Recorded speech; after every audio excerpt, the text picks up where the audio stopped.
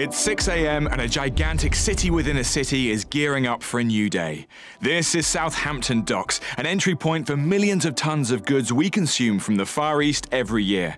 If something was made in China, there's a good chance it was landed here.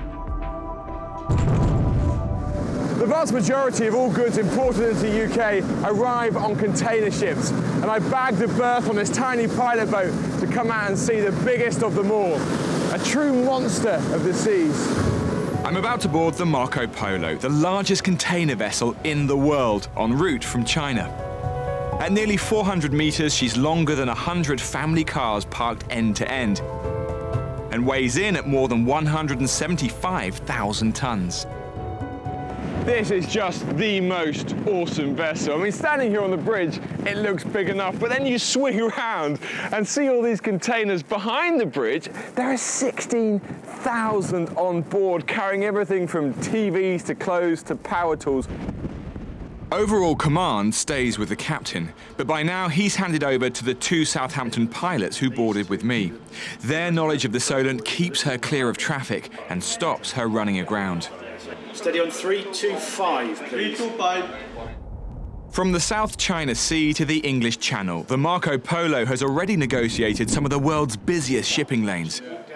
But the Solent and the approach to Southampton docks are among the trickiest stretches of water anywhere because of busy traffic, tight turns and narrow channels.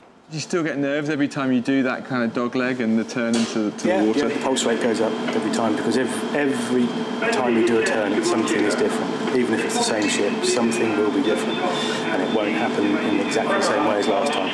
Probably shouldn't ask why we're still doing it, but do you think of the millions and millions of pounds of cargo aboard when you're doing this? I do try not to.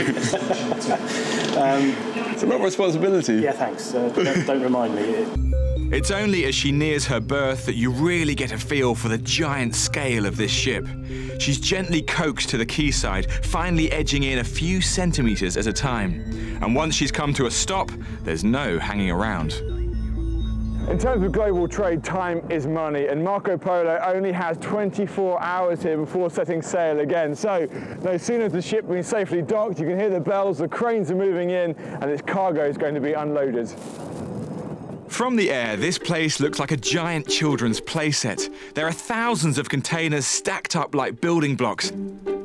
And towering over everything, a small army of giant cranes. Surely not all these containers come off, do they?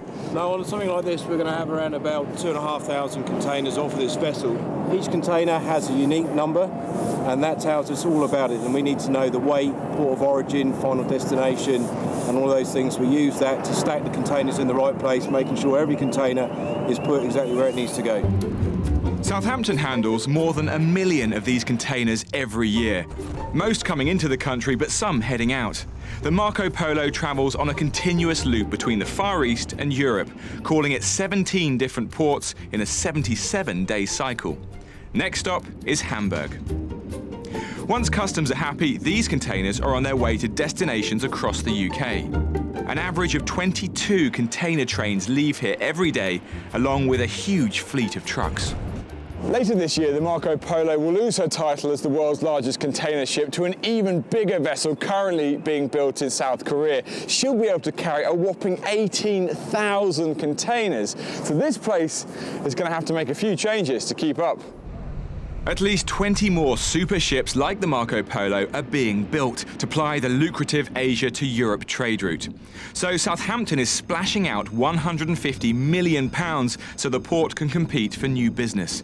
It'll mean investing in deeper docks and even bigger cranes.